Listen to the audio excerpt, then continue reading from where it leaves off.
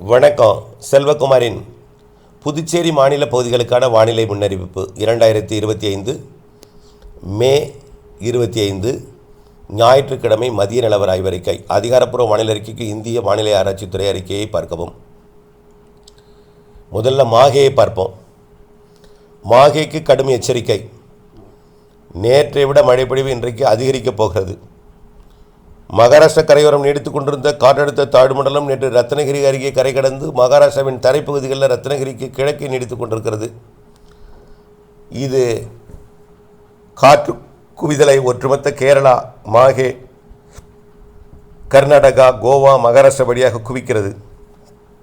அதிக காற்றை கர்நாடகாவிற்கு வடக்கே கோவா, மகாராஷ்டிராவில் குவித்தாலும் கர்நாடகா, கேரளாவிலும் அதிகம் காற்றை குவிக்கிறது. மழைப்பொழிவு இன்றைக்கு மாஹேக்கு நேற்று முன்தினத்தை விட நேற்றைக்கு கூடுதலாக இருந்த நிலையில் நேற்றை விட இன்றைக்கு மழைப்பொழிவு அதிகரிக்க இருக்கிறது. மாஹேயை பொறுத்த வரைக்கும் இன்றைக்கு நேற்றைய மழையில் 2 பங்கு மழை பொழியும். நேற்றைக்கு 10ன்னு 20 பொழியும்.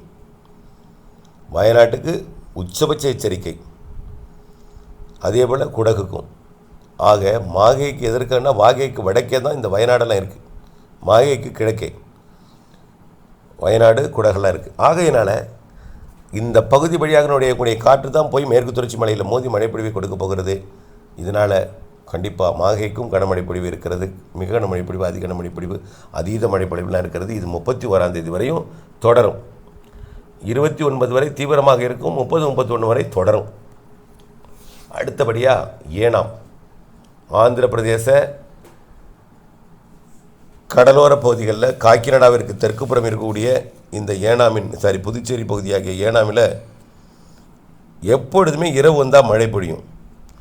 இன்றைக்கும் ஏனாமுக்கு கண்டிப்பாக மாலை இரவில் மழை உண்டு, அதிகாலையில் உறுதியாக மழை உண்டு. தினசரி ஒரு முறையாவது நல்ல மழை பொழிவை கொடுக்கும், கனமழை பொழிவை கொடுக்கும். 26ஆம் தேதி ஏனாமுக்கு கனமழை காத்திருக்கு. 28ஆம் தேதியும் கனமழை காத்திருக்கு. தினசரி ஏனாமுக்கு மழை உண்டு.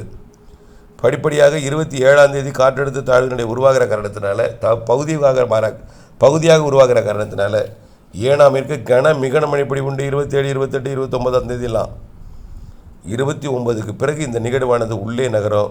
இருந்தாலும் 30ஆம் தேதியிலிருந்து மழையோட தீவிரம் குறைந்தாலும் நாளொன்றுக்கு ஒரு முறையாவது மழை இருக்கும். 27, 26, 27, 28, 29 தொடர் மழையாக இருக்கலாம். ஏனாம் பகுதிக்கு காக்கிநாடா, விசாகப்பட்டினம் எல்லாமே தொடர் மழையாக இருக்கலாம். புதுச்சேரியை பொறுத்த வரைக்கும் கேரளாவில் பெய்யக்கூடிய மழை கணவாய் பகுதியில் வழியாக வந்து சாரலை கொடுக்கும். கிழக்கே உள்ளே வந்து சற்று வெப்பமடைந்து மேலெடுந்து வெப்பச்சலன இடிமழை போல் கடலோரத்து வந்து கொடுக்கும்.